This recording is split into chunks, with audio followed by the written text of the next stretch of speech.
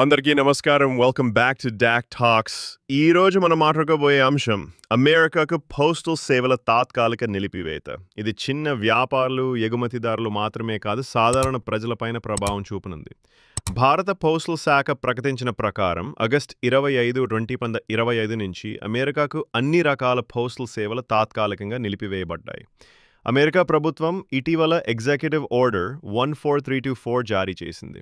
ఇప్పటి వరకు $800 కంటే తక్కువ విలువ ఉన్న వస్తువులు డ్యూటీ లేకుండా వెళ్ళేవి.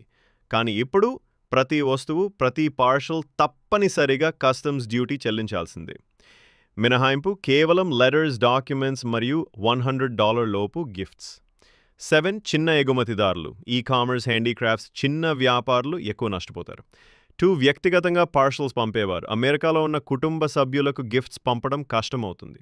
3 లాజిస్టిక్స్ రంగం, యుఎస్ బౌండ్ ఎయిర్లైన్స్ ఇప్పటికే టెక్నికల్గా సిద్ధంగా లేమని చెప్తున్నాయి.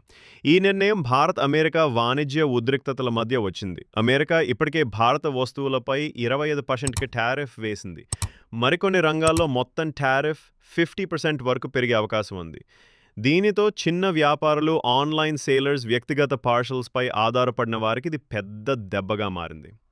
మరి మీరేమనుకుంటున్నారు? ఈ కొత్త కస్టమ్స్ రూల్స్ కారణంగా ఎవరికి ఎక్కువ నష్టం జరుగుతుంది? చిన్న వ్యాపారులకా, లేక సాధారణ ప్రజలకా? మీ అభిప్రాయాన్ని కామెంట్స్లో తప్పక రాయండి. ఇలాంటివి తాజా అప్డేట్స్ కోసం మా డాక్ టాక్స్ని సబ్స్క్రైబ్ చేయడం మర్చిపోవద్దు. ధన్యవాదాలు.